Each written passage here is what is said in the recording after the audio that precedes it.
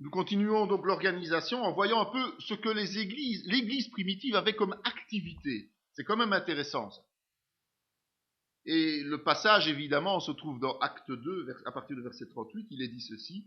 Pierre leur dit, repentez-vous et que chacun de vous soit baptisé au nom de Jésus-Christ pour le pardon de vos péchés. Et vous recevrez le don du Saint-Esprit. Car la promesse est pour vous, pour vos enfants et pour tous ceux qui sont au loin, en aussi grand nombre que le Seigneur notre Dieu les appellera. Et, par plusieurs autres paroles, il les conjurait et les exhortait, disant, sauvez-vous de cette génération perverse. Ceux qui acceptèrent sa parole furent baptisés, et en ce jour-là, le nombre de disciples s'augmenta d'environ 3000 âmes. Ils persévéraient dans l'enseignement des apôtres, dans la communion fraternelle, dans la fraction du pain et dans les prières. La crainte s'emparait de chacun, et il se faisait beaucoup de prodiges et de miracles par les apôtres. Tous ceux qui croyaient étaient dans le même lieu, et ils avaient tout en commun. Ils vendaient leurs propriétés et leurs biens, et ils en partageaient le produit entre tous, selon les besoins de chacun. Ils étaient chaque jour, tous ensemble assidus au temple, ils rompaient le pain dans les maisons, et prenaient leur nourriture avec joie et simplicité de cœur, louant Dieu et trouvant grâce auprès de tout le peuple. Et le Seigneur ajoutait chaque jour à l'Église ceux qui étaient sauvés. Je trouve que c'est un des plus beaux passages concernant l'Église, parce que c'est la toute première Église, c'est vraiment la première communauté. Et donc, en quelques versets, toute l'activité de la première Église, de l'Église naissante, est résumée. Et ce que nous devons faire, nous devons, avec joie, essayer d'appliquer ça à nos églises aujourd'hui. Parce que c'était tellement spontané, ils avaient tellement envie de faire la volonté de Dieu, et ils étaient là avec un cœur sincère, que nous devons veiller à, entre guillemets, copier ce qu'ils faisaient pour le mettre en pratique dans nos vies. Et donc, avant, on va examiner tout ça en profondeur, évidemment, parce que c'est là l'intérêt. C'est de voir ce qu'ils faisaient et comment nous, on peut l'appliquer. Mais on peut quand même se rendre compte que la première chose, la plus importante peut-être, c'est l'activité du Saint-Esprit. L'œuvre du Saint-Esprit. C'est lui qui va mettre la fougue, qui va mettre l'animation dans tous ceux qui aujourd'hui créent cette première église. Et ce qui est le plus visible de l'action du Saint-Esprit, évidemment, ce sont les signes miraculeux. On a vu l'église surnaturelle, c'est ça. Une activité débordante de miracles, de signes, de prodiges. Mais aussi la façon d'être des premiers chrétiens. Et je vous ai souligné dans ce passage biblique tous les points importants, j'ai mis du grade et souligné, c'est pas l'habitude, mais là c'est tellement important que tous les termes importants et primordiaux vont être pris. Mais on va d'abord voir que il y a trois choses importantes, trois états d'âme en quelque sorte importants. Voir que il y a trois choses importantes, trois états d'âme en quelque sorte importants avant le reste. Le premier, c'est la persévérance. Donc la persévérance, ça dit qu'on va jusqu'au bout des choses. En groupe, mais aussi individuellement.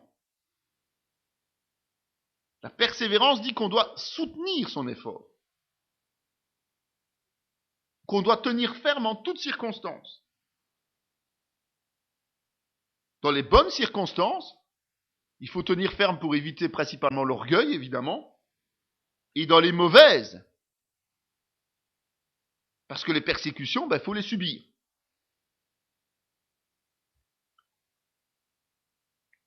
Et ici, il est souligné que la persévérance était surtout perceptible dans des points importants, dans des domaines particuliers. L'enseignement, malheureusement qui est beaucoup galvaudé aujourd'hui. La communion fraternelle, quand on voit les divisions dans les églises. La fraction du pain et les prières. On a vite compris qu'on est loin de cela aujourd'hui dans l'église du XXIe siècle. Deuxième chose importante, c'est la crainte.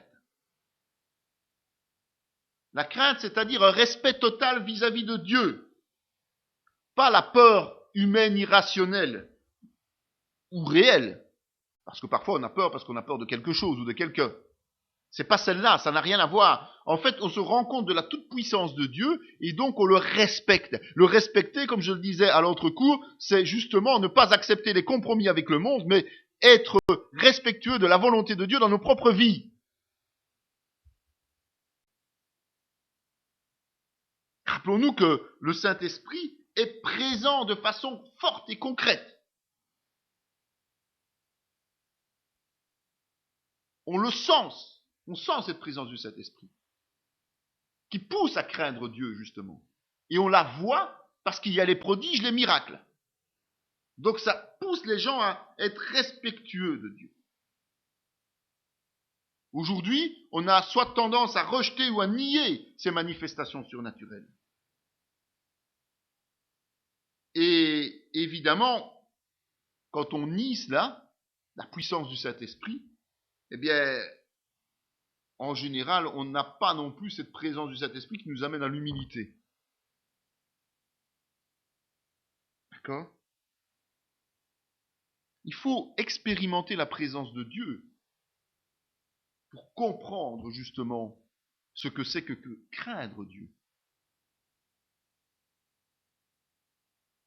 Parce que quand il y a la peur humaine, il ne peut pas y avoir le troisième élément qui existe là dans cette église, la joie.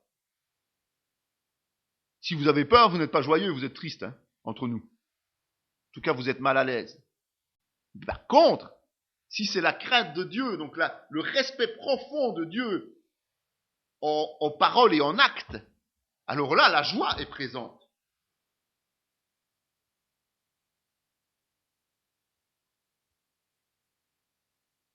C'est une joie simple. Hein. C'est pas une joie qui a besoin d'avoir 2 heures d'un humoriste devant lui pour rire. C'est une joie naturelle. C'est presque une joie d'enfant, quelque part. Un enfant, quand on regarde un enfant, ben, vous allez un peu lui parler, faire un peu le sage devant lui, on va dire, et il va commencer à rigoler. Et rigoler malade, hein, parce que il va rire. Eh bien, c'est ça la joie que Dieu produit dans nos cœurs. Une simplicité de cœur qui fait qu'on peut se réjouir de la présence de Dieu, de la présence dans la communauté entre frères et sœurs, un moment de louange qui est agréable, un moment de prière qui nous amène une exhortation supplémentaire, ça nous met en joie. C'est le bonheur que ça provoque en nous. Tout ça parce que c'est le point de départ, c'est que nous nous réjouissons d'avoir Jésus mort et ressuscité pour nous, évidemment. Et que nous faisons partie d'un peuple restauré. Nous faisons partie de l'Église, c'est ça qui doit produire la joie. D'accord ? Donc ce sont trois sentiments, 3 réalités qui étaient existantes dans l'Église primitive et que malheureusement on retrouve difficilement dans l'Église du XXIe siècle. C'est pas normal, mais c'est une réalité. Et on a vu notamment les reproches que Jésus faisait aux 7 églises. Vous vous souvenez ? Ben, c'est un peu ces phénomènes-là qui étaient plus ou moins présents dans l'une ou l'autre ou dans chacune d'entre elles. Mais la globalité était peu présente dans certaines églises. D'accord ? Donc, partons de ce principe-là, savoir se faire violence, persévérer en toutes choses, en groupe et individuellement. Un respect profond de Dieu dans nos paroles et dans nos actes. Ça sert à rien de prendre des engagements qu'on ne respecte pas. Et une joie, ça c'est le signe justement que nous avons compris ce que Jésus a payé pour nous. Le prix qu'il a payé pour nous et le fait qu'il nous ait donné la vie. Ça ne peut que nous réjouir, ça. Et si on a pris conscience de cela, eh bien, l'Église, elle peut fonctionner sur le modèle de l'Église primitive.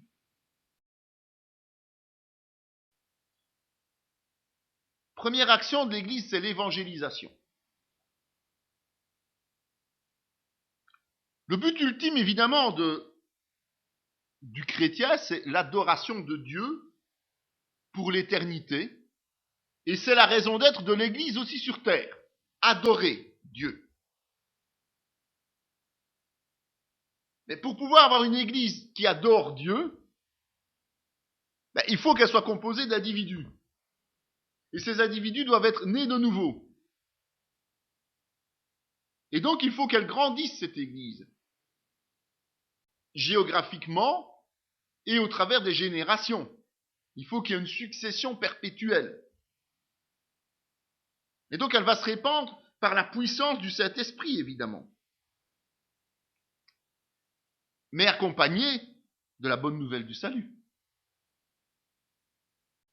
Tant au travers des paroles que nous allons prononcer aux gens, les évangélistes, le témoignage que nous allons donner, que par les actes des chrétiens. La sainteté, la générosité. En fait, l'Église est la lumière du monde. Et chacun qui est membre de l'Église est la lumière du monde.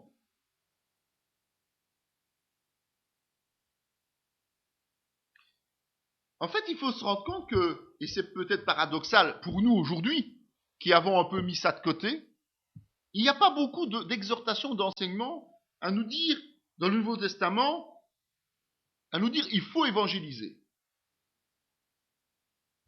C'est peut-être étonnant. Hein. Alors, les gens vont dire, ah ben oui, mais on ne nous donne presque pas cet ordre-là. Mais non, c'est parce que pour une église digne de ce nom, comme cette église primitive, ça servait à rien de le dire, puisque chacun le vivait comme quelque chose de normal. On donnait sa vie à Jésus, et puis hop là, on allait témoigner de cette vie. On allait évangéliser de façon naturelle. Dans Acte 1:8, quand Jésus allait remonter au ciel, eh bien il dit, mais vous recevrez une puissance, le Saint-Esprit survenant sur vous, et vous serez mes témoins à Jérusalem, dans toute la Judée, dans la Samarie, et jusqu'aux extrémités de la terre. Il fallait pas dire plus. Ça servait à rien de le rappeler tout le temps. C'était quelque chose de normal. Les apôtres avaient reçu cette instruction. Et donc, leur rôle, c'était de le faire. Et dans nos églises, on ne devrait pas devoir exhorter les gens à aller témoigner. Ils devraient le faire de façon naturelle. Comme je vous le disais tout à l'heure à l'intercours, il faudrait que chaque fois qu'on parle avec quelqu'un, le nom de Jésus apparaisse. Parce que c'est comme ça que l'on peut toucher les hommes. Toujours avoir l'occasion de témoigner. Sinon, ça ne sert à rien de discuter. On perd notre temps. Donc, si aujourd'hui on doit exhorter dans les églises à aller évangéliser et à témoigner, c'est parce que nous sommes en décalage par rapport à l'ordre que Jésus nous a donné. Juste avant de remonter.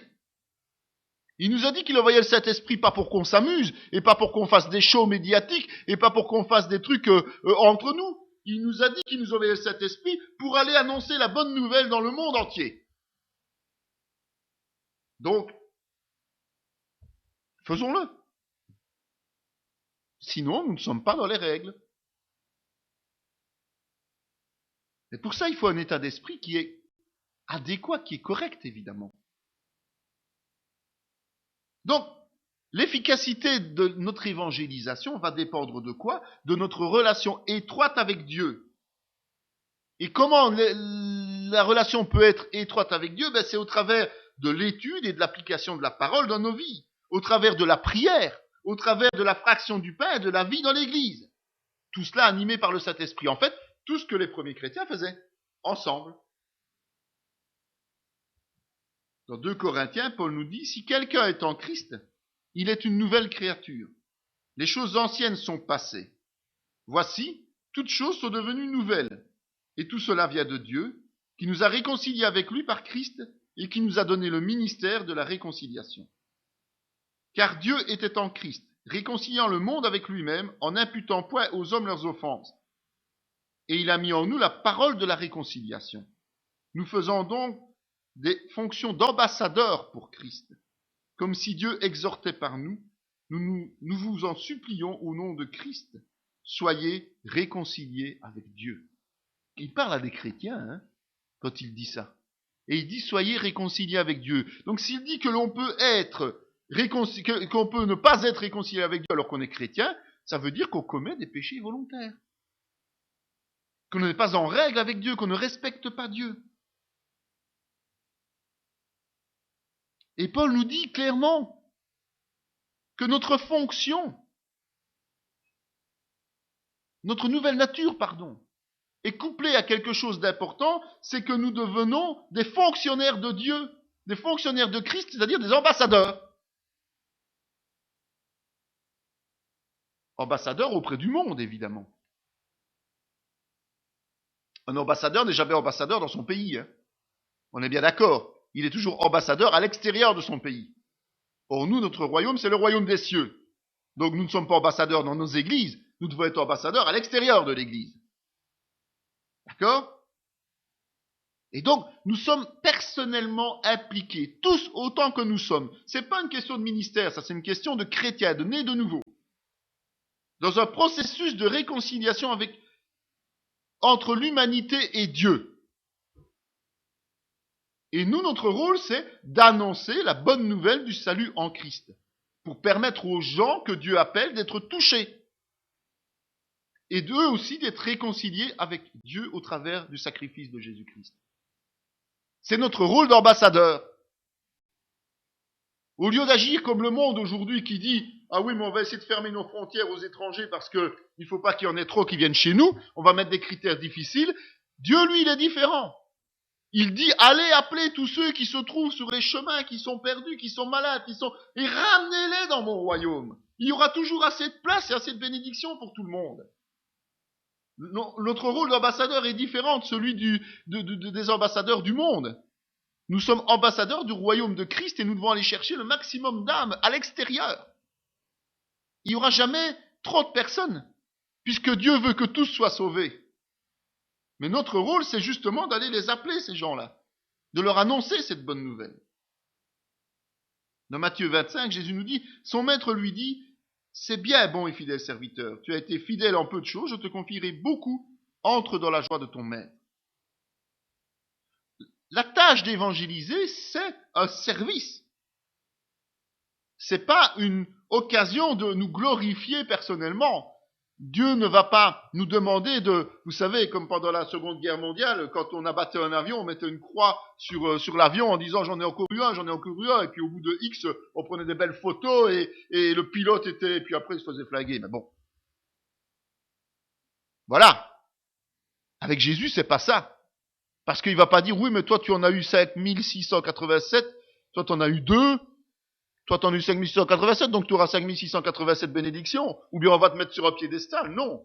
Il va dire, tu as eu ça, effectivement, tu as bien travaillé, mais par rapport à ce que moi je t'avais donné, écoute, tu pouvais beaucoup mieux faire. Hein. Et toi tu en as eu 2 dans toute ta vie. Oui, mais c'est vrai qu'avec le peu de choses que tu avais, franchement j'espérais que tu en amènes un. Toi je vais te donner quelque chose de bien plus grand. C'est comme ça la justice de Dieu. C'est pas comme nous on s'imagine. C'est pas une histoire de record personnel et individuel. C'est juste de remplir le rôle que l'on a à remplir. Et ce qui sera validé par Jésus-Christ, c'est la qualité de notre travail pour lui. Tout simplement. Pas le volume. Notre seul objectif, ça devrait être aujourd'hui, hormis évidemment la vie éternelle, on est bien d'accord, mais dans le cadre du service, ce serait d'entendre les paroles de satisfaction de Jésus-Christ. En tout cas, je vous assure que c'est ma volonté à moi, et mon espoir à moi, c'est de l'entendre dire « Ok, t'as fait un bon boulot. Tu aurais pu faire mieux », ça je suis sûr qu'il va me le dire, mais qu'il me dise quand même « T'as fait un bon boulot » au moment où je vais arriver près de lui. Ça, c'est vraiment mon espoir. Et ça devrait être l'espoir de chaque chrétien. On voit que c'était l'espoir des chrétiens de l'église primitive. De faire tout ce qui faisait plaisir à Dieu. Et de ne pas faire ce qui ne lui fait pas plaisir. Celui qui laboure pour semer, laboure-t-il toujours? Ouvre-t-il et brise-t-il toujours son terrain? N'est-ce pas après en avoir aplani la surface qu'il répand de la nielle et sème du cumin? Qu'il met du froment par rangées, l'orge à une place marquée et l'épeautre sur les bords? Son Dieu a enseigné la marche à suivre. Il lui a donné ses instructions. Ça, c'est dans Ésaïe, tiens, un passage intéressant. Et dans Osée, il est dit, semez selon la justice, moissonnez selon la miséricorde, défrichez-vous un champ nouveau. Il est temps de chercher l'Éternel jusqu'à ce qu'il vienne et répande pour vous la justice. C'est une préparation en fait. Donc notre état d'esprit notre esprit doit être préparé, nos pensées doivent être aménagées pour pouvoir agir comme on est censé agir correctement vis-à-vis de Dieu. Surtout qu'on est dans des générations perverses et qu'il est difficile de faire face parfois à notre propre chair. D'accord ? Et cette préparation, eh bien, c'est un peu comme Ésaïe et Osée nous la décrivent. Il faut travailler la terre, il faut laisser cette terre se travailler avant de la semer. Sinon, elle ne va pas être transformée. Et donc, on ne va pas être apte au service. Normalement, cela devrait se faire dès la nouvelle naissance. On devrait prendre des positions radicales puisque le Seigneur nous change automatiquement. Mais bien souvent, on laisse les mauvaises herbes dans notre champ. Au lieu de les retrancher tout de suite, puisqu'on a retravaillé et tourné la terre, on peut les arracher, les jeter et les brûler.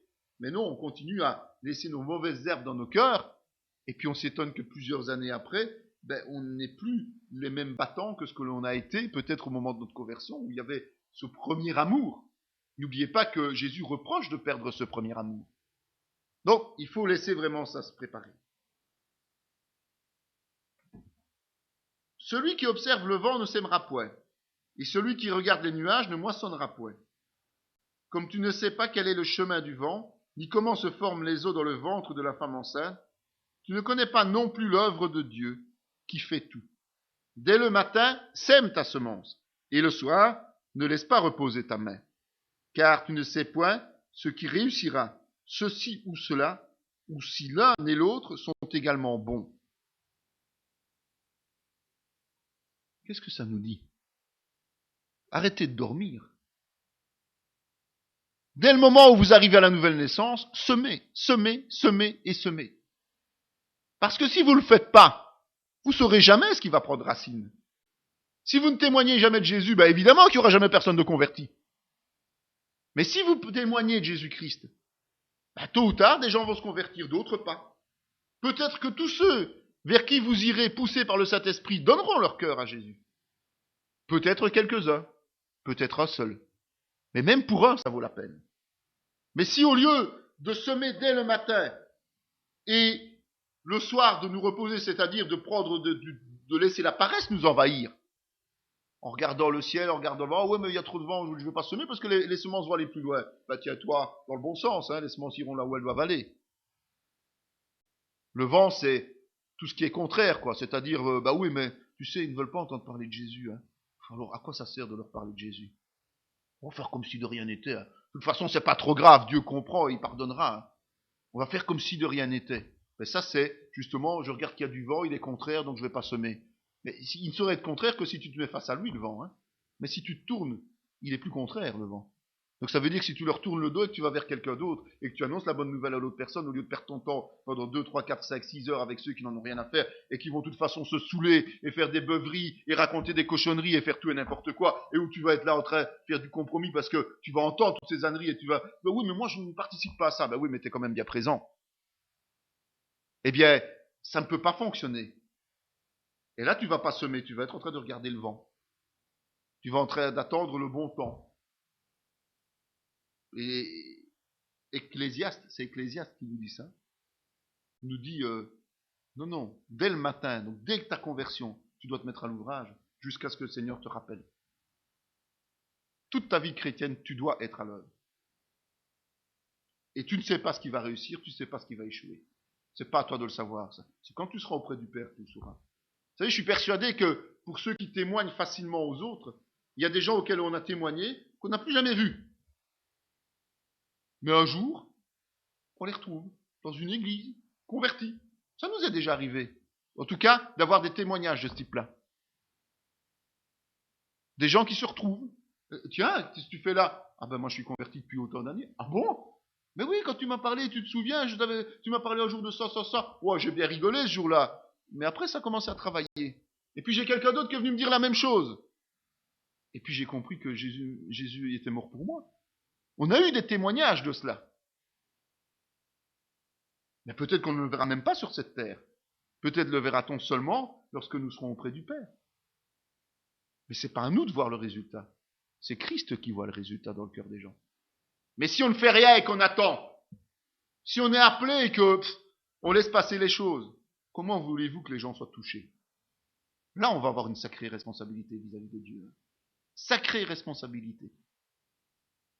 Je ne crois pas qu'il va nous dire bon et fidèle serviteur dans ce cas-là. D'accord? Soyons attentifs quand même. Il faut une préparation, évidemment. Il faut une discipline. Donc pour évangéliser, il y a deux phases. D'abord une préparation personnelle, c'est-à-dire on doit labourer notre champ et le rendre propre. C'est ce qu'on vient de voir. On doit enlever tout ce qui nous empêche d'être en communion avec Dieu et d'être lumière du monde. Et puis on doit agir, c'est-à-dire semer. Ça veut dire quoi? Ça veut dire qu'on ne doit pas tout le temps rester le starting block, attendre de démarrer. On ne doit pas attendre d'être parfait pour commencer, parce qu'on ne commencera jamais. On ne doit pas attendre de connaître tout sur Dieu, parce qu'on ne connaîtra jamais tout, tant qu'on est sur terre. Des gens se trouvent toujours des excuses en disant « Oui, mais quand j'aurai fait ceci, oui, mais quand j'aurai fait cela, mais là je commencerai à évangéliser. » Mais c'est déjà trop tard. C'est déjà trop tard.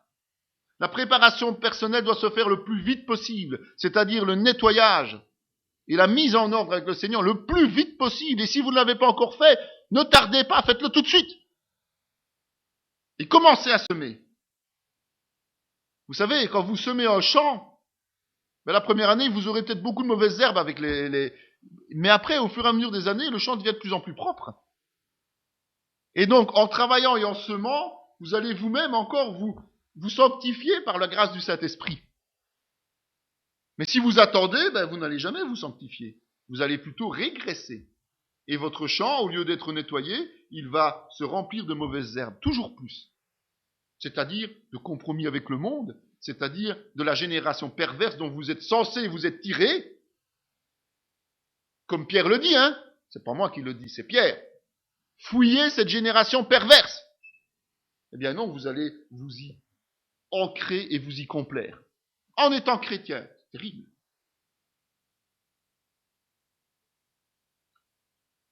Vous savez, il y en a beaucoup qui parlent à grands mots de vocabulaire et des grands trucs de Dieu. Ils ont de l'éloquence quand ils parlent de Dieu. Ils ont de l'éloquence quand ils parlent du travail à accomplir. Et surtout quand ils prient devant les autres. Oh Seigneur, ceci, Seigneur, cela. Mais il y en a peu qui démarrent. C'est pour ça que Jésus a dit qu'il y avait peu d'ouvriers dans la moisson. Et qu'il fallait prier pour les ouvriers. C'est parce qu'il y a beaucoup de beaux parleurs, mais il y a très peu d'acteurs réels dans l'Église aujourd'hui. Ce qui n'était pas le cas dans l'Église primitive. Voici, je me tiens à la porte, je frappe. Et si quelqu'un entend ma voix et ouvre la porte, j'entrerai chez lui, je souperai avec lui et lui avec moi. Vous savez, pendant que nous sommes en train de nous préparer à agir et qu'on se dit, on va peut-être faire ceci ou cela, Jésus, lui, il est déjà en train d'attendre à la porte du cœur de ceux qui sont dans le monde. Il faut bien se rendre compte de ça. Comme quand on arrive en retard au culte, Jésus, lui, il est déjà là, en train de nous attendre. Depuis la semaine précédente, il n'a pas quitté l'église. Il faut s'en rendre compte aussi de cela. Eh bien, voilà. Lui, il est là, et il attend. Et il patiente. Lui, il patiente. Et pourquoi il fait ça? Parce que tout simplement, Dieu le Père a prévu que ce soit par les chrétiens que les hommes du monde doivent être amenés à la connaissance de la parole. Que les chrétiens doivent faire en sorte que Jésus-Christ puisse entrer dans le cœur de ces gens au travers du message du témoignage. C'est parce que Dieu a prévu ça. que Jésus ne rentre pas tout seul. Hein. Il ne force pas les portes, Jésus. Il invite à le suivre.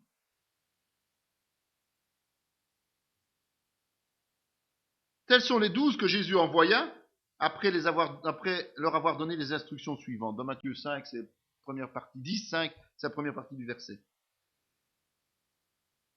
Jésus, c'est un exemple flagrant, a envoyé ses apôtres alors que ces apôtres étaient encore immatures. Ils n'avaient rien pigé du tout.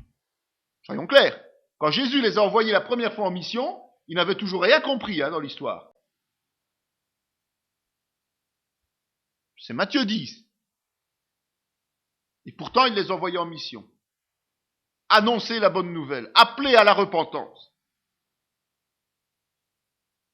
Et ce passage dit, n'allez pas vers les païens et n'entrez pas dans les villes des Samaritains, allez plutôt vers les brebis perdues de la maison d'Israël, allez prêcher et dites, le royaume des cieux est proche, guérissez les malades, ressuscitez les morts, purifiez les lépreux, chassez les démons, vous avez reçu gratuitement, donnez gratuitement. Ne prenez ni or, ni argent, ni monnaie dans vos ceintures, ni sac pour le voyage, ni 2 tuniques, ni souliers, ni bâtons, car l'ouvrier mérite sa nourriture. Dans quelque ville ou village que vous entriez, informez-vous s'il s'y trouve quelque homme digne de vous recevoir, et demeurez chez lui jusqu'à ce que vous partiez. En entrant dans la maison, saluez-la. Et si la maison en est digne, que votre paix vienne sur elle. Mais si elle n'en est pas digne, que votre paix retourne à vous. Lorsqu'on ne vous recevra pas et qu'on n'écoutera pas vos paroles, sortez de cette maison ou de cette ville et secouez la poussière de vos pieds. Je vous le dis en vérité, au jour du jugement, le pays de Sodome et de Gomorrhe sera traité moins vigoureusement que cette ville-là. Voici, je vous envoie comme des brebis au milieu des loups. Soyez donc prudents comme des serpents et simples comme des colombes. Mettez-vous en garde contre les hommes, car ils vous livreront aux tribunaux, ils vous battront de verges dans leurs synagogues. Vous serez menés à cause de moi devant des gouverneurs et devant des rois, pour servir de témoignage à eux et aux païens. Mais quand on vous livrera, ne vous inquiétez ni de la manière dont vous parlerez, ni de ce que vous direz. Ce que vous aurez à dire vous sera donné à l'heure même, car ce n'est pas vous qui parlerez, c'est l'Esprit de votre Père qui parlera en vous. Ça vaut la peine de relire ce genre de truc. Et ça vaut la peine de prendre le temps de le relire et de re-relire. Parce que c'est important de voir que Jésus est très clair. Et c'est en parallèle avec ce qu'on vient de voir du comportement de la première Église. Jésus a établi à l'avance un plan de travail. Un plan de travail clair, un plan de travail précis. Ils savent exactement ce qu'ils ont à faire et à ne pas faire. Et ce plan, il est basé sur quoi? Sur la foi. Parce que pour faire les signes comme il leur ordonne de faire, il faut la foi. Et basé sur le Saint-Esprit, parce qu'il faut que le Saint-Esprit soit franchement présent. Et sur l'obéissance. Et l'autre passage qui est intéressant, c'est aussi dans un chapitre 10, mais dans Luc, c'est celui où Jésus envoie les 70 disciples. Après cela, le Seigneur désigna encore 70 autres disciples, et il les envoya 2 à 2 devant lui, dans toutes les villes et dans tous les lieux où lui-même devait aller. Il leur dit, la moisson est grande, mais il y a peu d'ouvriers. Priez donc le maître de la moisson d'envoyer des ouvriers dans sa moisson. Partez, voici je vous envoie comme des agneaux au milieu des loups. Ne portez ni bourse, ni sac, ni souliers, et ne saluez personne en chemin. Dans quelque maison que vous entriez, dites d'abord que la paix soit sur votre maison. Et s'il se trouve là un enfant de Dieu, votre paix reposera sur lui. Sinon, elle reviendra à vous. Demeurez dans cette maison-là, mangeant et buvant ce qu'on vous donnera, car l'ouvrier mérite son salaire. N'allez pas de maison en maison. Dans quelque ville que vous entriez, et où l'on vous recevra, mangez ce qui vous sera présenté. Guérissez les malades qui s'y trouveront, et dites-leur, le royaume de Dieu s'est approché de vous. Mais dans quelque ville que vous entriez, et où l'on ne vous recevra pas, allez dans ces rues et dites, nous secouons contre vous la poussière même de votre ville, qui s'est attachée à nos pieds. Sachez cependant que le royaume de Dieu s'est approché. Je vous dis qu'en ce jour, Sodome sera traité moins rigoureusement que cette ville-là.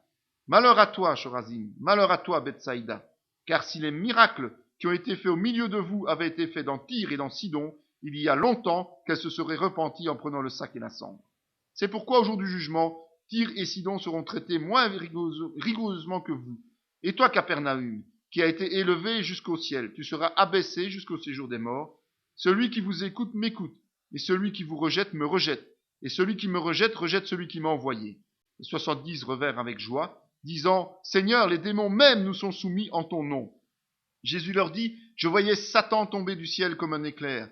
Voici, je vous ai donné le pouvoir de marcher sur les serpents et les scorpions, sur toute la puissance de l'ennemi, et rien ne pourra vous nuire. Cependant, ne vous réjouissez pas de ce que les esprits vous sont soumis, mais réjouissez-vous de ce que vos noms sont écrits dans les cieux. » Après les apôtres, ce sont les 70 disciples, qui étaient moins intimes de Jésus évidemment, qui sont envoyés par lui. Et on remarque que c'est la même mission, c'est les mêmes contraintes, c'est la même manière d'agir. Ce sont les mêmes principes qu'il nous demande d'utiliser. Et on va voir que le passage suivant, qui est celui de Marc, nous dit, Marc 16, puis il leur dit, allez par tout le monde et prêchez la bonne nouvelle à toute la création. Celui qui croira et qui sera baptisé sera sauvé, mais celui qui ne croira pas sera condamné. Voici les miracles qui accompagneront ceux qui auront cru en mon nom.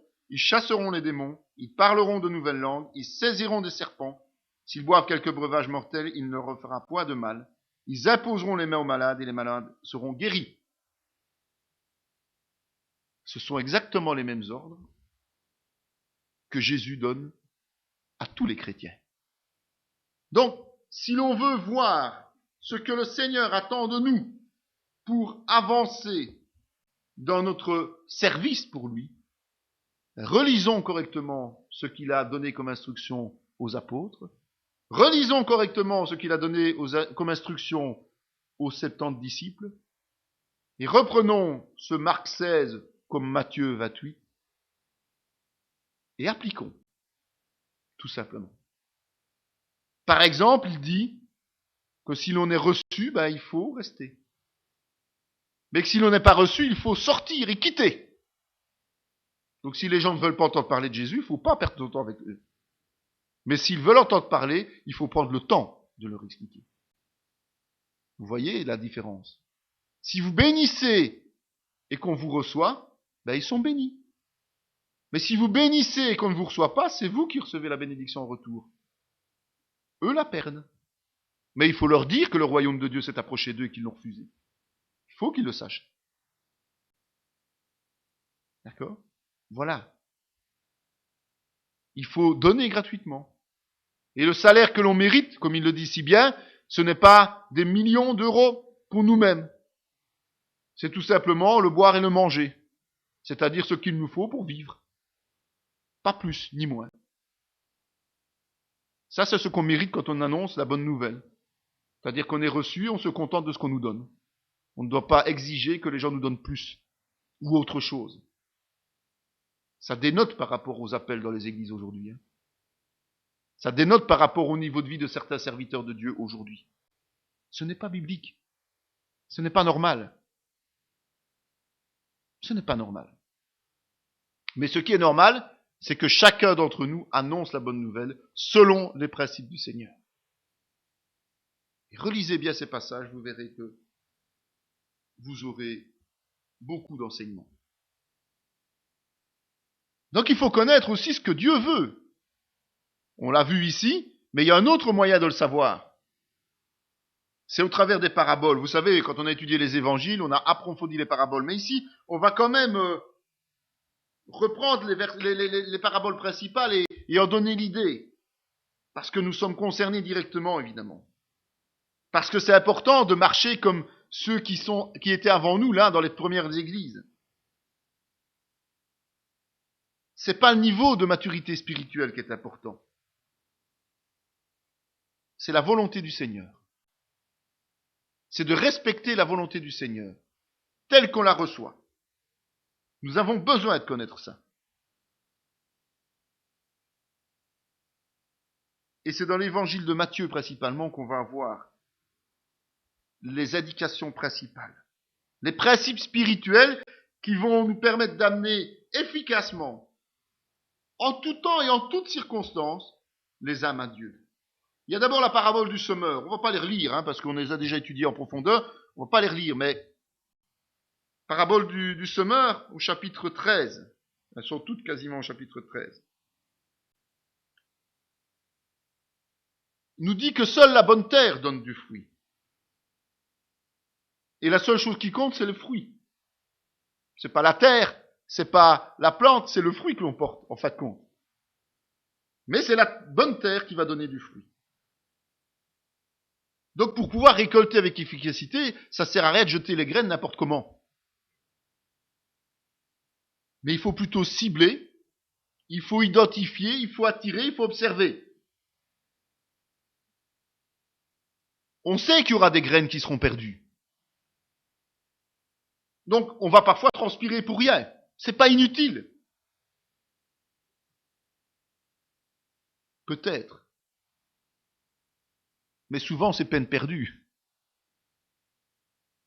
Alors les plans que l'on va faire, c'est peut-être pas ceux que Dieu veut. Donc on va quand même cultiver le bon terrain. On va essayer de transformer le terrain adéquat. Ça sert à rien d'essayer de labourer des caillasses. D'accord? On va peut-être transpirer parfois pour rien parce qu'il y aura des choses perdues, mais dans l'ensemble, on va transpirer pour avoir des résultats. Donc il faut travailler le bon terrain. Or aujourd'hui, on voit que souvent, on crée des plans d'évangélisation qui n'ont que de non-évangélisation, et ce sont des structures humaines qui travaillent. Et selon des directives humaines, et selon ce que d'autres ont déjà fait et qui a soi-disant marché ou qui a réellement marché. Alors on va copier ce que les autres font. Non. Voyons d'abord quelle terre le Seigneur nous donne, et travaillons la bonne portion de cette terre, la bonne terre. D'accord? On a le bon grain est livré. Ben, tout ce qui pousse de cette terre que l'on va travailler ne sera pas nécessairement bon. Mais c'est pas parce que c'est pas bon qu'il faut l'arracher. D'accord? C'est pas à nous d'arracher et livrer.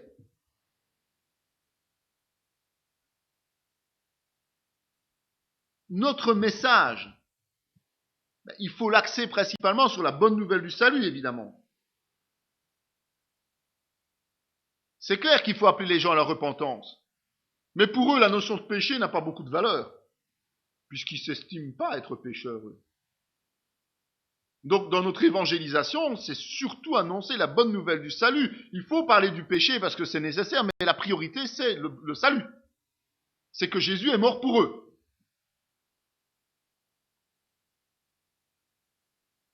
Ça veut dire quoi? Ça veut dire que l'évangéliste ne va pas faire un travail de légaliste et de moralisateur. Parce que ça, c'est arracher livré. C'est Dieu qui va arracher livré à la fin des temps. L'évangélisation, c'est couper les chaînes qui tiennent les gens prisonniers du péché. Donc en fait, l'évangélisation, c'est libérer les gens. Ça sert à rien d'aller expliquer à quelqu'un que il est un pécheur invétéré si vous n'avez pas une solution pour lui. Donc il faut d'abord la solution. C'est sûr qu'il doit comprendre à un moment donné qu'il est un pécheur invétéré. Mais si vous le massacrez en lui disant « Ouais, tu fais ceci et tu fais cela, et tu ne peux pas faire ça, tu ne peux pas faire ça », mais que vous lui donnez pas de solution, ben vous allez le massacrer, le pauvre. Ou dans le meilleur des cas, il va faire une grosse dépression, et dans le pire, il va se suicider. Parce que vous lui avez fait comprendre qu'il ne vaut rien. Par contre, si vous lui faites comprendre qu'il y a un salut, et que quelqu'un a payé pour lui, et qu'effectivement, il a commis des péchés, comme vous, comme les autres, mais que maintenant, l'heure est à la repentance, parce qu'il y a la solution qui est là, alors ça va marcher. Alors, arrêtons de voir le diable en action partout, en tant qu'évangéliste, en tant que chrétien évangélisant. Mais essayons plutôt de voir des âmes perdues qui cherchent à être sauvées. Il n'y a pas de plus gros ou de plus petit péché. Tout le monde est pécheur et tout le monde est perdu s'il ne rencontre pas Jésus-Christ. Alors, oui, ils sont tous dépendants du diable, mais vous pouvez les sortir de là.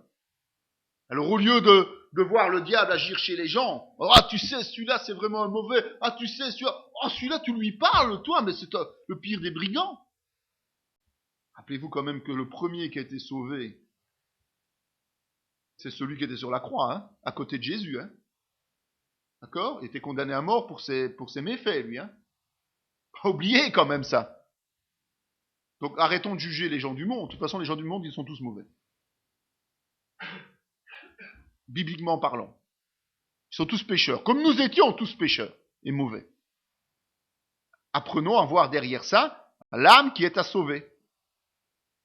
Quand nous apprendrons à voir l'âme qui est à sauver chez l'alcoolique du coin, chez la prostituée, chez n'importe qui que nous croisons, eh bien on aura peut-être plus d'enjouement, d'envie de lui annoncer la bonne nouvelle. Sinon, on va sélectionner. Ah ouais, mais celui-là, il mériterait presque le paradis je vais lui parler de Jésus. C'est un brave type, celui-là, je vais lui parler de Jésus. Lui, il n'a peut-être rien à faire de ton Jésus. Par contre, celui qui est là dans la rue et qui est à moitié sous, peut-être que quand tu auras l'occasion de lui parler alors qu'il sera sobre, lui, il va peut-être être attentif. Parce que ça va peut-être être la solution à ses problèmes depuis des années. Peut-être la première fois que quelqu'un va lui donner une éclaircie dans sa vie de misère. Donc, quand on évangélise, c'est pas comme quand on enseigne dans une église. Un ancien doit veiller à la discipline dans l'église. Mais l'évangéliste, lui, doit veiller à l'âme qui est derrière. Ce pécheur, tout simplement. C'est pas la même chose. D'accord? C'est pas le même rôle, c'est pas le même travail. Déjà que l'enseignant ne doit déjà pas faire de tri. Le pasteur ne doit pas faire de tri. Dans l'église, c'est Dieu qui juge. Mais alors encore moins celui qui évangélise. Hein. Il ne doit certainement pas sélectionner vers qui il va évangéliser. Il doit aller vers qui le Saint-Esprit l'envoie. Le grain de sénévé. Là, c'est la suivante qui dit que il faut partir du principe que ce qui est grand se cache dans ce qui est petit. Et plus c'est petit, plus ça peut devenir grand.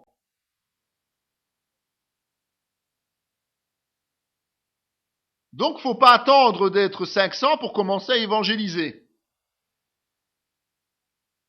Il faut pas attendre d'avoir des millions d'euros pour commencer à aller toucher le cœur des gens.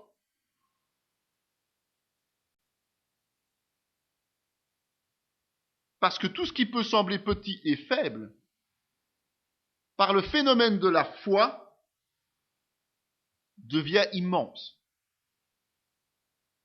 Rappelez-vous ce que Jésus disait à l'église de Philadelphie.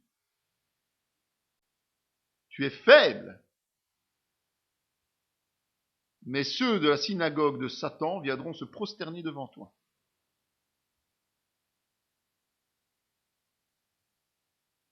Vous savez, Jésus, vous connaissez Jésus,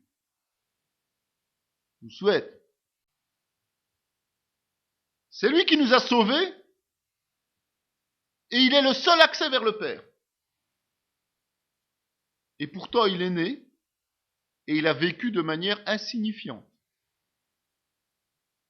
Et ça lui a jamais posé de problème. Mais voyez aujourd'hui où on en est. D'accord? Donc la qualité spirituelle du travail que l'on fait n'est jamais proportionnelle à la taille de la structure. La petitesse n'est pas un écueil, si, et seulement si évidemment, elle cache la grandeur du royaume. Si dans nos cœurs, nous sommes à 100% pour Christ, que l'on soit 1, que l'on soit 2, que l'on soit 10, ça n'a pas d'importance, que l'on soit 100, ça n'a pas d'importance, parce que le royaume de Dieu, il peut tenir dans un cœur, il peut tenir dans 10 cœurs, il peut tenir dans 500 cœurs. Le résultat, c'est simplement sera simplement proportionnel à ce qui existe dans nos cœurs. Le levain. Vous l'avez vu quand on a étudié les paraboles, le levain dans cette parabole-ci est pris de façon positive. Donc l'image du levain a une signification particulière. Dans les autres passages, souvent c'est le péché, mais dans ce cas-ci, non, c'est très positif. En fait, il va relater quoi? Il va relater les faits de ce qui va se passer lorsqu'on va annoncer la bonne nouvelle, de ce qui va se passer dans le cœur des hommes, quand ils vont recevoir la petite graine de la bonne nouvelle, c'est-à-dire le témoignage du salut. Parce qu'il faut quand même nous rester à notre place. L'évangélisation ne va jamais porter que si Dieu entre en action par son Saint-Esprit. C'est quand même le Saint-Esprit qui combat le péché. C'est quand même le Saint-Esprit qui opère la nouvelle naissance. D'accord? Donc, il faut que Dieu agisse de manière concrète et surnaturelle. Donc, pour que le levain donne toute sa mesure, ben vous savez que si vous mettez un peu de levain dans une pâte, ben il faut la cuire, la pâte, pour qu'elle gonfle. Hein. Puis, il ne faut pas qu'elle se dégonfle comme un soufflé. Et comment cuire cette pâte? Ben, c'est en demandant les directives de Dieu. C'est en lui demandant d'être présent lorsque nous témoignons à quelqu'un. Sinon, ça ne vaut même pas la peine. On peut parler pendant des heures et des heures de Jésus à quelqu'un qui ne va rien y comprendre du tout parce que c'était pas le temps, c'était pas le moment, c'était pas la personne adéquate, et en plus on n'a pas demandé à Dieu d'être présent. On le laisse en dehors d'eux. Donc, il faut faire œuvre utile avec le levain. Il ne faut pas gaspiller le levain. Le trésor caché dans un champ. Vous savez, il ne faut pas se faire d'illusions. Hein, parce que ça, on voit souvent au moment d'une conversion, les gens sont tout feu, tout flamme, et ils vont témoigner à tout le monde en s'imaginant que tout le monde va comprendre comme eux. Ça dure pas longtemps, ça. Hein. On comprend vite qu'il y a quelque chose de spécial qui s'est passé dans notre vie, et que cette chose spéciale ne se passe pas nécessairement dans la vie des autres. C'est une réalité, elle est là. Donc, évangéliser n'est pas facile. C'est clair. Dieu a caché le trésor dans le monde. C'est le champ. Le trésor, il est caché. Et donc, nous sommes invités à persévérer, à le chercher, ce trésor. Mais ce trésor, c'est la personne qui va donner son cœur à Jésus, en fait. Dans ce cadre d'évangélisation, si on le voit sous l'angle de l'évangélisation. Donc, si on n'évangélise jamais, on ne saura jamais toucher la personne adéquate. Si on ne persévère pas dans notre obéissance à cette lumière et celle du monde, on ne va jamais attirer personne à Dieu. Donc attention aussi de ne pas maudire le terrain dans lequel on est invité à travailler. Si on commence à maudire continuellement le monde, comment voulez-vous que Dieu œuvre pour que ces gens viennent à nous par notre ministère? Ça ne tiendrait pas la route non plus. La perle de grand prix. Ben ça dit ce que ça dit, hein. Une perle de grand prix. Ça veut dire que pour obtenir une perle de valeur, ben, il faut payer un grand prix. Donc pour gagner quelqu'un à Christ, ben, il faut consacrer du temps. Il faut faire face à diverses difficultés. Il faut parfois nous arracher un peu de notre confort. Il faut aussi abandonner nos repères, prendre des risques. Mais c'est tout simplement mourir à soi-même, abandonner notre vie à Jésus-Christ, comme l'ont fait tant d'autres serviteurs avant nous, hein, en affrontant tous les périls, sans rien attendre de particulier, sauf une chose, servir pour le royaume et les récompenses, principalement célestes, évidemment. Et le maître de maison.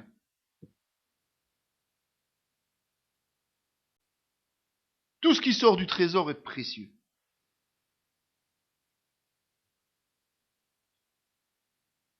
Il faut donc trouver un juste milieu dans nos vies. Il faut un juste milieu qui est conforme aux vérités de la Bible. Il faut trouver un juste milieu entre les acquis, c'est-à-dire les expériences que l'on fait, les témoignages que l'on peut lire ou entendre, ou que l'on peut vivre,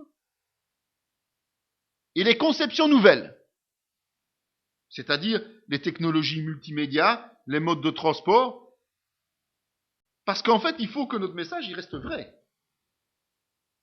Aujourd'hui, tout le monde utilise Internet. Mais beaucoup de chrétiens utilisent mal Internet. Parce qu'il n'y a plus qu'Internet qui compte et il n'y a plus rien derrière. Il y a des gens qui vont au culte par Internet maintenant. Mais comment voulez-vous toucher les gens? Ah oui, il y a des cultes qui se font en direct. Je peux comprendre quelqu'un qui est malade, qui est dans son lit, qui est en phase terminale, qui ne sait plus se déplacer. C'est une solution adéquate. Mais quelqu'un qui doit être membre du corps de Christ, c'est pas une solution adéquate. Beaucoup de gens vivent en freelance quelque part. Ou ils vont d'une église à l'autre, puisqu'ils ont facile, ils ont une voiture. C'est pas du tout la conception. Comment voulez-vous qu'ils soient efficaces pour l'évangélisation en agissant ainsi? L'un d'entre vous m'a souvent témoigné de quelqu'un qui amenait des gens dans une église, mais il n'y va pas lui.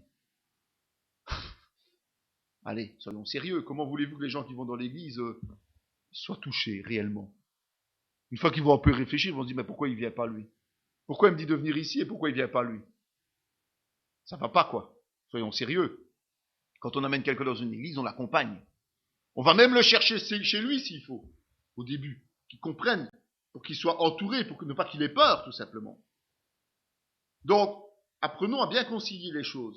Et il y a des règles bibliques qui sont inchangeables, même si le modernisme nous permet d'agir autrement, mais on doit toujours rester axé. Maintenant, on peut très bien utiliser l'email ou Internet pour exhorter son frère ou sa sœur, pour avoir un échange biblique peut-être. Mais sans excès, sans abus, comme moyen pour aller de l'avant. Mais n'oubliez jamais que c'est quand on est ensemble que l'on forme l'église efficace, que l'on vient se ressourcer. Tous les jours, ils étaient ensemble. Ils ne vivaient pas cette fraternité virtuelle comme aujourd'hui, où on peut voir encore tout à l'heure, on voyait, hier, Facebook qui provoque des réunions apéritifs, évidemment toujours bien arrosés d'alcool, où il n'y a même plus d'organisation, plus de sécurité, où un pauvre type, après avoir bu une dizaine de verres alcoolisés, est tombé d'un pont et est mort. Parce que l'amitié virtuelle est importante, et puis on rencontre des gens et on se réunit comme ça, mais amenez votre alcool, amenez ceci, amenez cela, et puis on arrive dans toutes les débauches et dérives possibles et imaginables. On veut que l'Église soit comme ça aussi? Non. On veut que l'Église soit comme l'Église primitive. Donc il faut se réunir régulièrement entre chrétiens, avec l'objectif de s'exhorter, de grandir les uns et les autres, et de se protéger du monde. C'est indispensable. On va finir ce point-là en lisant 1 Corinthiens 9 qui dit « Car bien que je sois libre à l'égard de tous, je me suis rendu serviteur de tous, afin de gagner le plus grand nombre. Avec les Juifs, j'ai été comme Juif, afin de gagner les Juifs. Avec ceux qui sont sous la loi, comme sous la loi, quoique je ne sois pas moi-même sous la loi, afin de gagner ceux qui sont sous la loi. Avec ceux qui sont sans loi, comme sans loi, quoique je ne sois point sans la loi de Dieu, étant sous la loi de Christ, afin de gagner ceux qui sont sans loi. J'ai été faible avec les faibles, afin de gagner les faibles. Je me suis fait tout à tous, afin d'en sauver de toute manière quelques-uns. Je fais tout à cause de l'Évangile, afin d'y avoir part. » Alors certains trouvent cette excuse pour dire « Ah ben oui, mais si je veux gagner des âmes de gens qui aiment bien sortir en boîte, ben je vais aller évangéliser dans les boîtes. » Le problème, c'est que dans les boîtes, on s'entend pas. Alors dans le meilleur des cas, qu'on les attende à l'entrée de la boîte pour quand ils entrent, peut-être qu'on a une chance de témoigner, peut-être. Mais quand ils sortent, ça sert plus à rien. D'abord, ils n'entendent plus rien et ils comprennent plus rien. D'accord? Ça veut dire aussi, certains disent, oui, mais si je romps avec telle ou telle personne et que je ne vais plus répondre à son invitation, ben quelque part, ben je ne me fais pas tout à tous. Oui, mais, comme on dit ici, rastreint un peu quand même. Paul dit bien, je me suis fait tout à tous. C'est-à-dire que quand j'étais avec des gens qui respectaient la loi, ben je n'allais pas les provoquer en enfreignant la loi de Dieu, hein, la loi des Juifs. Donc, j'allais pas manger des aliments qui n'étaient pas cachers quelque part aujourd'hui. Voilà ce qu'on pourrait dire. Mais ça ne voulait pas dire que j'étais sous la loi. Les gens sans loi, je me faisais comme sans loi, c'est-à-dire que là, s'ils mangeaient du cochon, je mangeais du cochon, hein, entre nous. C'est un peu ça. Mais je n'enfreignais pas la loi de Christ, moi. Mais la grande différence, c'est que je ne faisais pas ça pour mon petit confort personnel. Je faisais ça pour les gagner à Christ. Si ça valait pas la peine, j'y allais pas. Voilà ce qu'il est en train de dire. Mon objectif était de les gagner à Christ. Donc ça veut dire que quand il était avec les gens sous la loi, avec les juifs ou avec les non-juifs, croyez-moi qu'avec l'autorité qu'il avait, il n'échappait pas au message d'évangélisation, tous ses auditeurs. Hein. Il y allait pour leur annoncer la bonne nouvelle, pas pour aller boire et manger avec eux. Il y allait pour dire les choses du royaume, pas pour se pervertir avec ces gens. C'est toute la différence, évidemment, entre ce que certains chrétiens aujourd'hui veulent prétendre et ce que Paul dit dans cette parole. Paul, il est très clair. Il ne se fourvoie pas. Son objectif, c'est l'évangile. Et donc, évidemment, si vous allez parler à des gens qui ont certaines habitudes chez eux, imaginons, c'est tout bête, mais ils marchent pieds nus chez eux. Ne gardez pas vos chaussures, quelque part. Oui, ça n'a pas de sens. Par contre, si ça doit vous amener à commettre un péché, ne le faites pas. S'ils vivent tout nus chez eux, ne vous mettez pas tout nus entre nous. N'y entrez même pas. Voilà. En résumé, je prends les extrêmes, c'est pour rigoler quelque part, mais c'est ça en quelque sorte. Paul dit, je me fais tout à tout, c'est-à-dire que je respecte les gens qui sont face à moi, mais moi je n'en ferai pas les règles. Mais je ne vais pas leur imposer des règles que eux ne respectent pas, si ça ne me met pas en porte-à-faux par rapport à la parole. Mais jamais je ne me mettrai en porte-à-faux par rapport à la parole de Dieu, par rapport à la volonté de Dieu. Mais je ne vais pas me présenter comme un super chrétien avec des gens qui ne connaissent rien à la parole de Dieu. Je ne vais pas confronter mes opinions de chrétien par rapport à un juif, mais je vais plutôt respecter et partir de la parole de la Torah pour les gagner à Christ, en leur montrant que les prophéties qui parlent de Jésus sont accomplies. D'accord ? Comprenez un peu mieux la position de Paul. C'est très important évidemment de la comprendre, parce que sinon on lui fait dire tout et n'importe quoi, et les gens ont la bonne excuse. Alors, oui, mais si je vais fumer avec eux, c'est parce qu'ils fument, donc je me fais tout à tous, et donc comme je fume, eux sont plus ouverts et je peux leur parler de Jésus, hein. Vous imaginez si c'est un pétard, hein. Ouais, mais tu sais, quand ils sont à table, ils boivent du super bon vin, et si je ne bois pas aussi vite qu'eux, et ça ne va pas, ils vont être choqués. Et donc, je suis obligé de boire les 5-6 verres de vin, hein. Mais tu crois qu'après 5-6 verres de vin, tu es encore capable de parler de Jésus de la même manière? Est-ce que tu n'es pas plutôt en train d'offenser ton Dieu? Tu dis, oui, je veux bien goûter votre vin, ok, je le goûte, hein, il est très bon, mais un verre suffit. Moi, c'est tout après. Vous serez bien mieux respecté par ces gens. Parce que vous aurez accepté de boire le vin, ou même si vous refusez de boire le vin, si vous ne savez pas boire ce vin parce que, non, moi je ne bois pas de vin, croyez-moi qu'ils vous respecteront plus que si vous êtes en train de picoler avec eux et que vous vous retrouvez dans le même état qu'eux après. Parce qu'ils vont se dire, mais quelle est la différence? De quoi il me parle celui-là? Il me parle de Jésus et il fait exactement ce que je fais. Qu'est-ce que j'aurais à gagner, moi, de donner ma vie à Jésus-Christ? Qu'est-ce que j'aurais à gagner? Je vais être obligé de me lever tous les dimanches matins pour aller au culte? Et quoi? Ça va m'apporter quoi? Bah oui, ils auront raison. Ils auront raison. Et voilà. Donc nous continuons sur l'évangélisation et le point suivant, c'est de se rendre compte que l'on doit être tout terrain. Donc, évangéliser, c'est annoncer la bonne nouvelle du salut. Bon, ça, je vous l'apprends pas. Donc, ça veut dire que l'objectif, c'est de gagner des âmes à Christ. Pas de parler dans le vide. Pas de parler de manière stérile et jamais avoir de résultats. Sinon, ça sert pas à grand chose. Le meilleur exemple qui puisse nous être donné, évidemment, c'est l'apôtre Paul. Parce que l'apôtre Paul prouvé par le nombre d'implantations d'églises qu'il a réalisées que sa technique était la bonne. Et sa technique, c'était de se faire semblable à ceux qui sont sa cible. Donc c'est important quand même de se rendre compte que Paul avait visé le fait d'être tout à tous, donc c'est-à-dire se faire semblable, pour les amener progressivement à accepter Jésus dans leur vie. Et comme je vous l'ai dit juste avant la pause, être semblable aux autres, ce n'est pas faire les mêmes bêtises que les autres. D'accord? C'est ne pas enfreindre les règles comme les autres le font, mais c'est de vivre dans l'obéissance à Dieu tout en amenant les autres à entendre et comprendre le message du salut sans les heurter quelque part. Dans Romains, il disait « Ne vous conformez pas au siècle présent, mais soyez transformés par le renouvellement de l'intelligence, afin que vous discerniez quelle est la volonté de Dieu, ce qui est bon, agréable et parfait. » Donc, Paul ne se compromet pas avec le monde.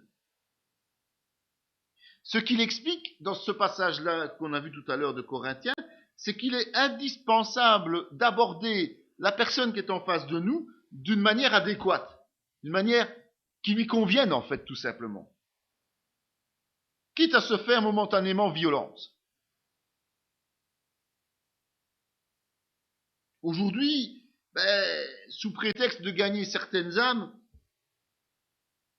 et de s'adapter aux contraintes du temps actuel, des habitudes, eh bien, beaucoup sont en train de se fourvoyer en menant des vies qui ne sont pas conformes et pas dignes de Jésus et des premiers disciples. Faut pas confondre. On ne peut pas faire comme le monde fait.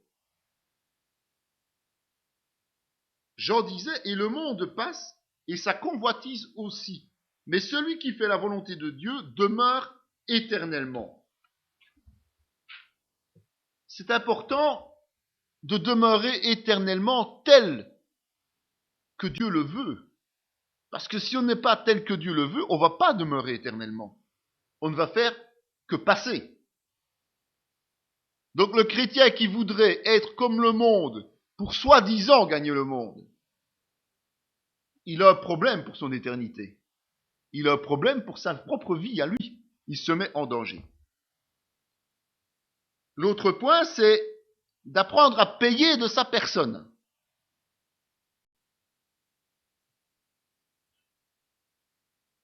Et payer de sa personne, c'est justement, comme Jean vient de le dire, de marcher dans l'obéissance. C'est une obligation, tant dans la mission qui est la nôtre, que dans notre propre comportement. Dans Psaume 125, il est dit « Ceux qui sèment aux larmes moissonneront avec chant d'allégresse.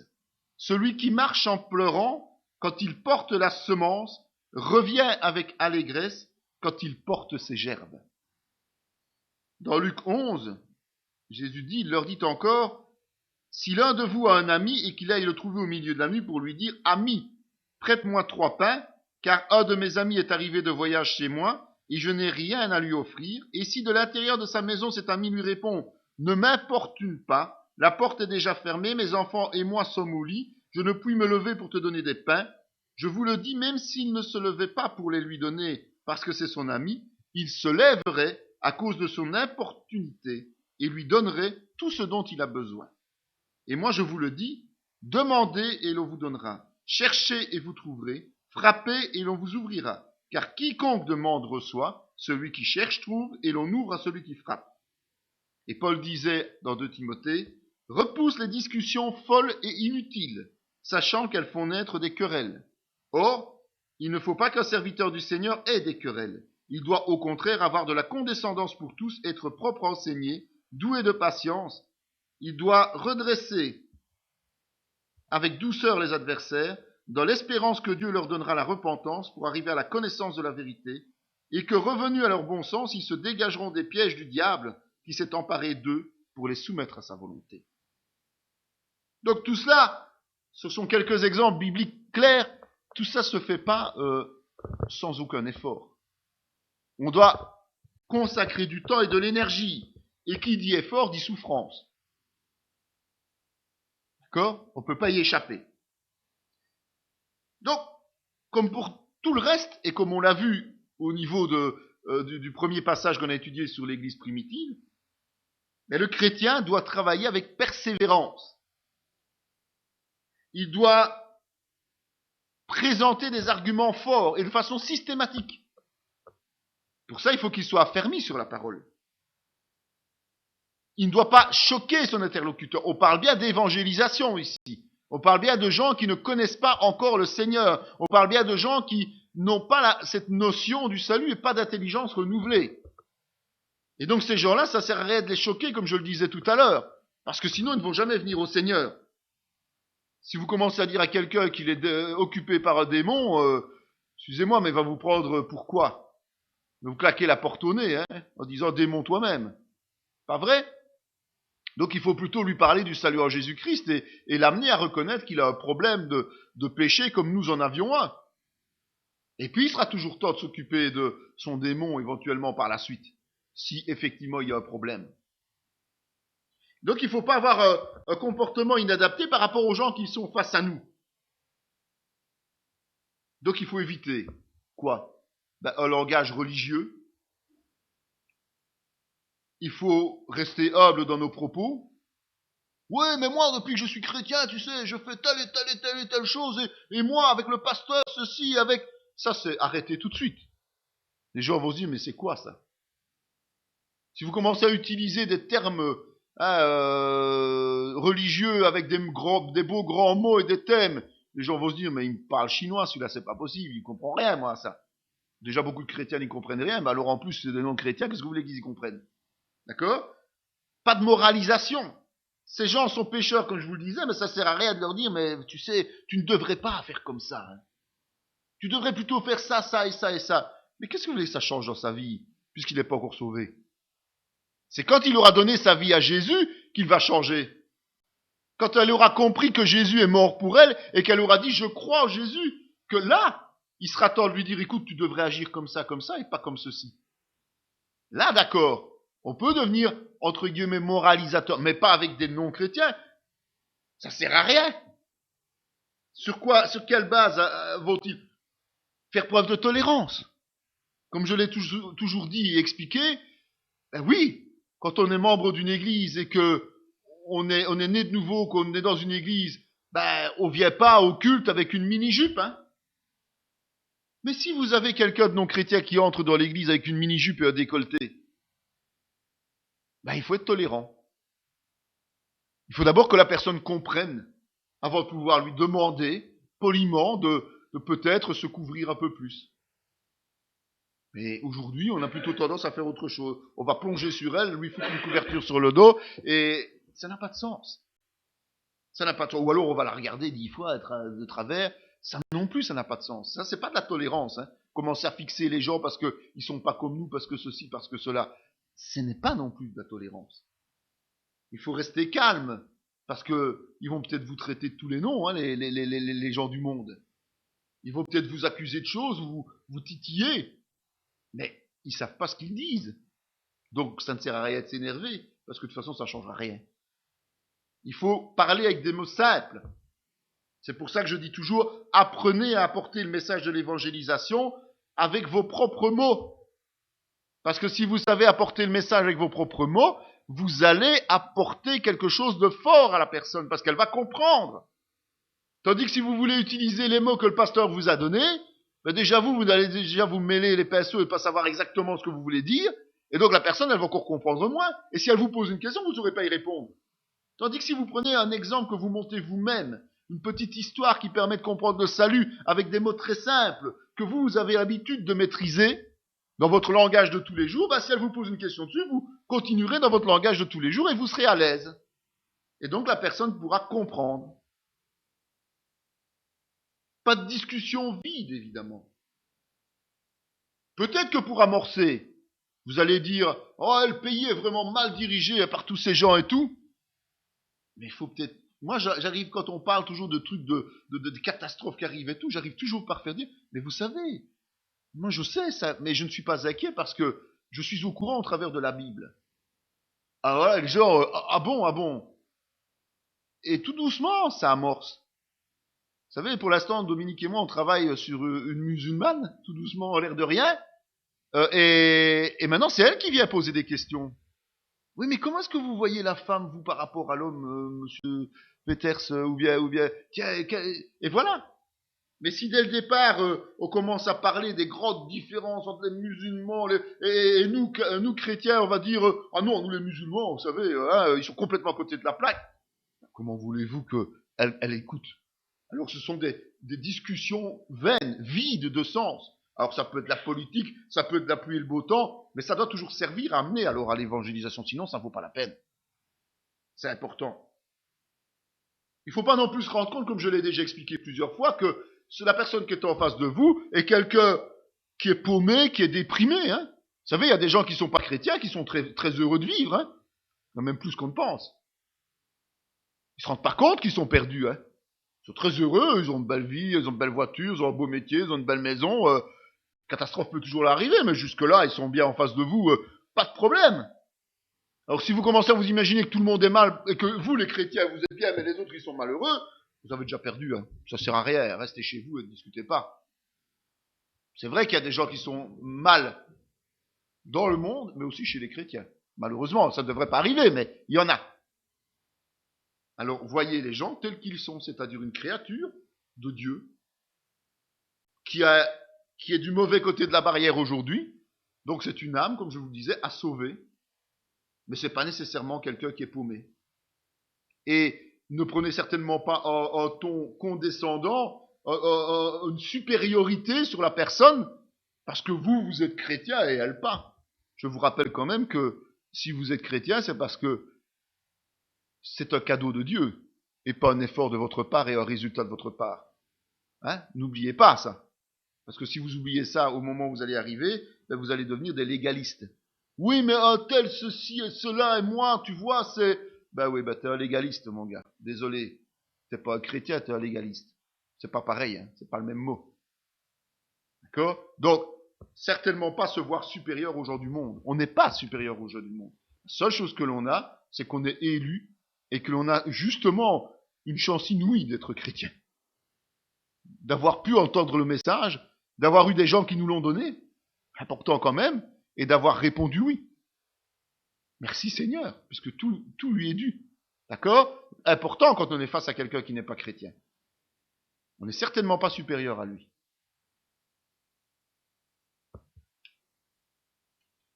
Ne nous lassons pas de faire le bien, car nous moissonnerons au temps convenable, si nous ne nous relâchons pas. Galates 6, 9. Même si vous avez des échecs dans votre travail d'évangélisation, même si aujourd'hui ça semble ne pas marcher, si vous avez beau faire des tas de trucs et ça ne marche pas, sachez quand même que l'échec d'aujourd'hui, ce sera une grande victoire demain. Donc tout ce que vous faites sans relâche, à condition que ce soit pour le bien du royaume, eh bien vous savez que tôt ou tard, vous récolterez les fruits de cela. Peut-être ne le verrez-vous pas de votre vivant, ici sur terre, comme le cas d'Abraham, d'accord? Mais vous récolterez tôt ou tard le fruit de votre travail. Même si d'apparence, c'est pas bon. Mais comme le dit Paul dans Galates, si nous ne nous relâchons pas, si nous payons de notre personne, si nous continuons à aller de l'avant, quoi qu'il arrive, tout ça, c'est du boni.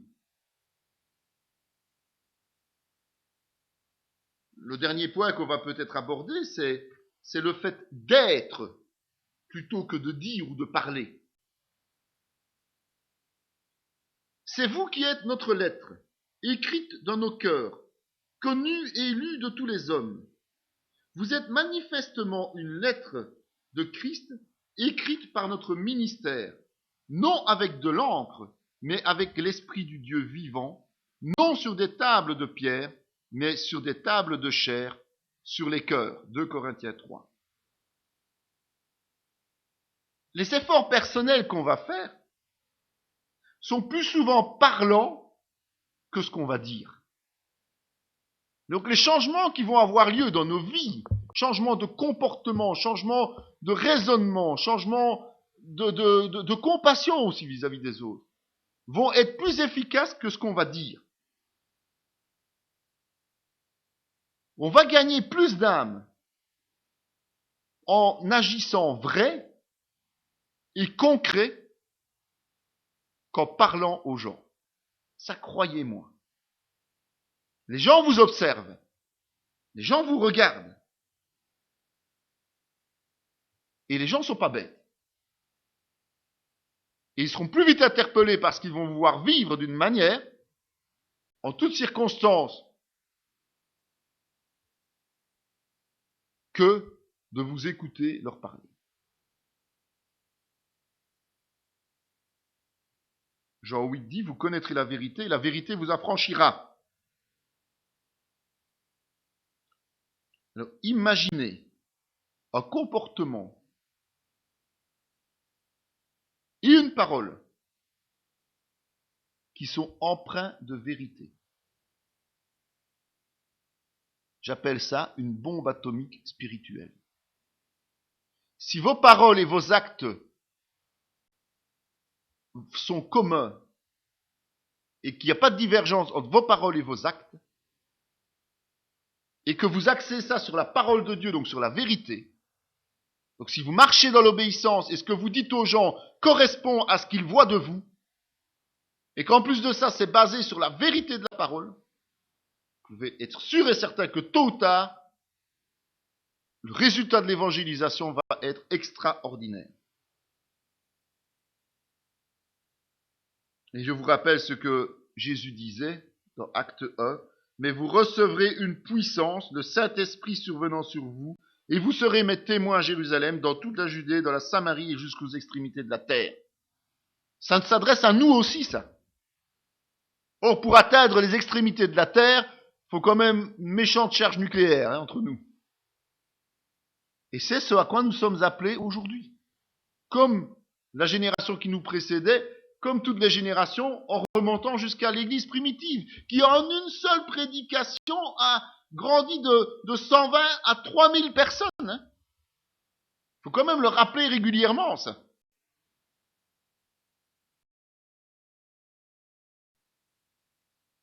Donc pour conclure cette première tâche de l'église, en réalité, parce qu'on est toujours dans la première tâche de l'église, là, eh bien, on peut dire que l'église primitive a reçu un plan d'action de Jésus qui venait de ressusciter.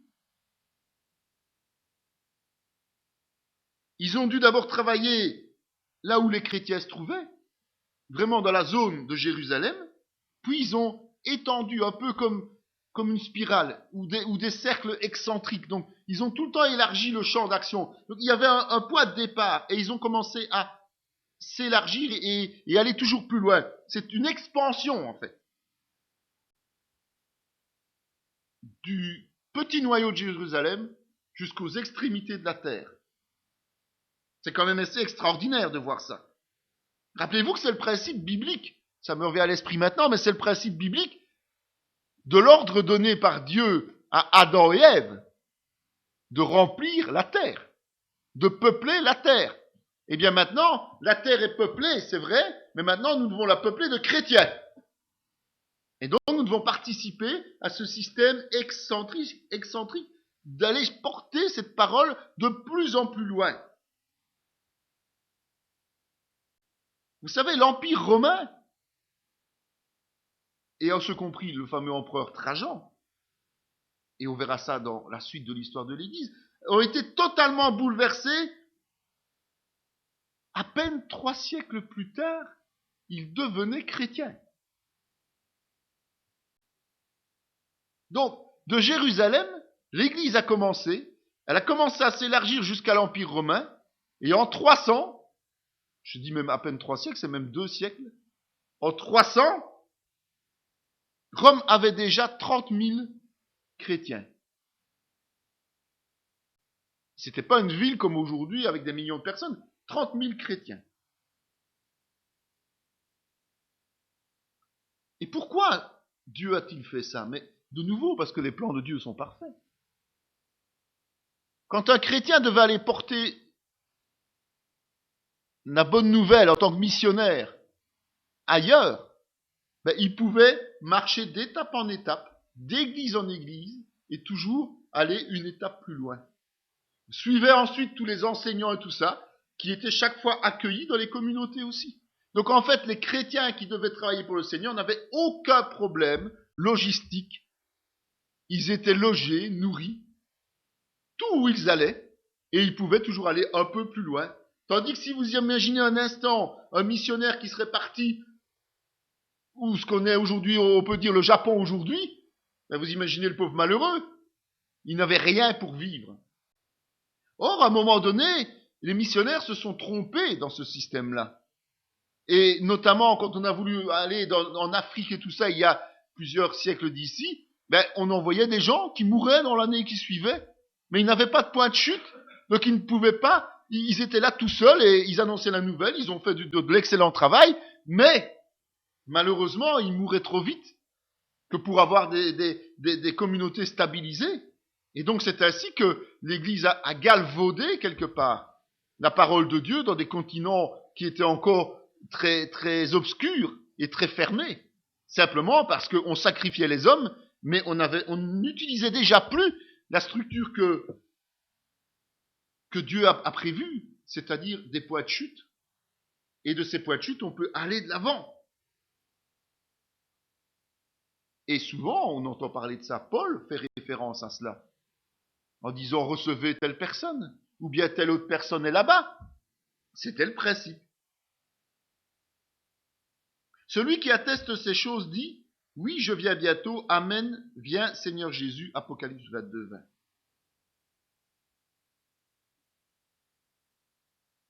On a vu qu'il y avait l'action du Saint-Esprit. On a vu qu'il y avait cette volonté d'obéir à Dieu. Mais la motivation des chrétiens de l'époque était aussi ailleurs. Et cette motivation était dans l'imminence du retour de Jésus-Christ.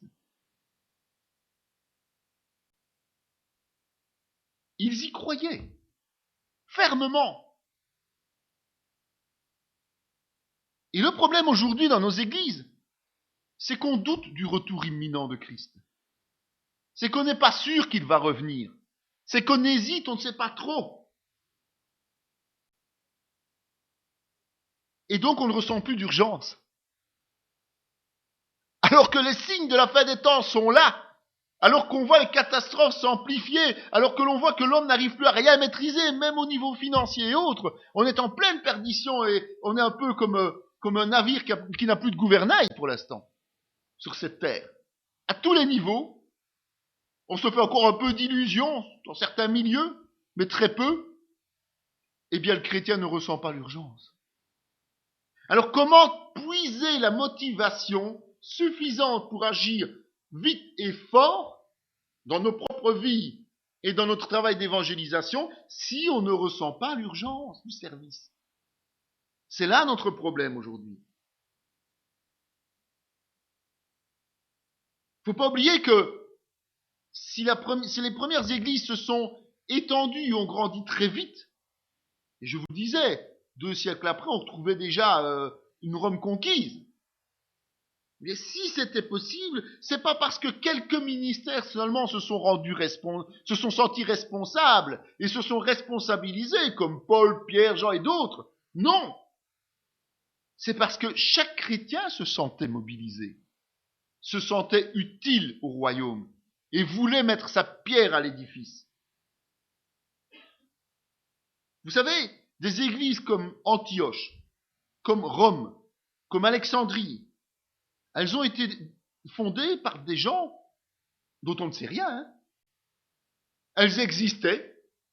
Parfois, on a quelques traits en disant des chrétiens sont allés, ils ont annoncé la bonne nouvelle. On n'a pas de nom, on n'a rien du tout. Eux n'ont pas marqué et Dieu n'a pas jugé utile de les mettre en évidence au travers de la parole. Mais pourtant, ce sont ces chrétiens-là qui sont à l'origine de ces églises. Et rappelez-vous l'église d'Antioche. C'est l'église qui a amené à envoyer Paul et Barnabas. Rappelez-vous Rome. C'est l'église qui a permis d'avoir une dimension internationale. à l'Église universelle. Donc c'est quand même quelque chose d'important de se rendre compte que ce ne sont pas seulement des apôtres qui ont fondé des églises, mais beaucoup de chrétiens anonymes. Puis après, les apôtres, ils sont intervenus, ils ont joué leur rôle et d'autres ministères ont été levés.